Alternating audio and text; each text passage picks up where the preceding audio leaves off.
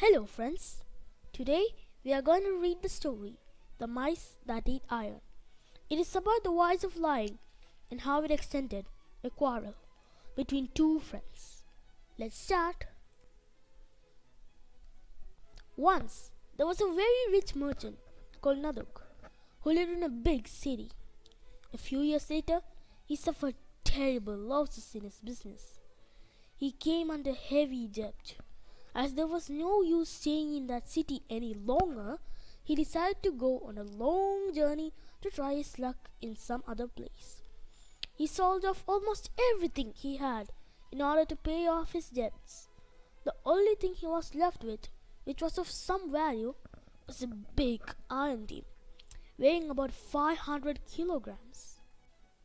Before leaving, Naduk went to meet Lakshman, his friend. Lakshman was very sad to hear of Naduk's misfortune. He was sorry that Naduk was going away. "Is there anything I can do for you?" he asked.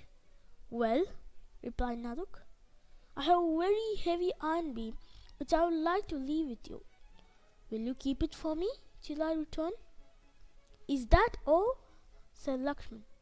"Of course I'll keep it for you. It will be safe with me. I shall give it back to you whenever you want it." Naduk thanked his friend and went home. A few days later, he left the city to try his luck elsewhere. After a few years, Naduk had become rich again. He decided to go back to the city he had left earlier. He wanted to meet his friend too, so he set off for the old city. Lakshman welcomed him happily. They talked of Naduk's travels and his business. Later, as he was about to leave, Naduk said, "Now that I am here, can I have my iron beam back?" Lakshman looked very worried. He had no intention of returning the beam because he knew that the beam would fetch a good price if he were to sell it. So he said, "I don't know how to tell you this, Naduk. I had put your beam safely in my store, but I am sorry to say the mice have eaten it. I am really very regretful." "Please don't feel bad about it," said Naduk. "It was not your fault that the mice ate up my beam. This just shows that nothing lasts forever. Let's forget about it."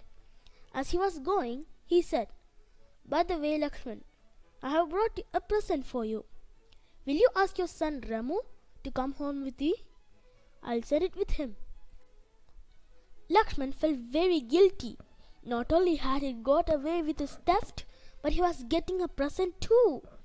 He called his son and told him to go with Naduk. Naduk took the boy home with him. He led him to the cellar of his house and locked him in. He gave the boy plenty of food and water and then went about his own business. When his son did not return home that evening, Lakshman got worried. He went to Naduk's home and asked him where the boy was. "Oh, something terrible happened when we were on our way here," replied Naduk. "A hawk swooped down and carried him off before I could do anything." "That's a lie!" shouted Lakshman. "How can a bird carry off a 15-year-old boy?"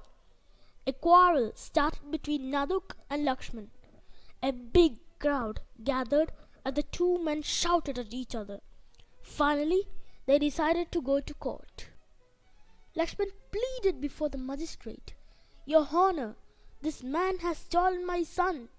Please order him to give me back my boy." The magistrate told Naduk to do so.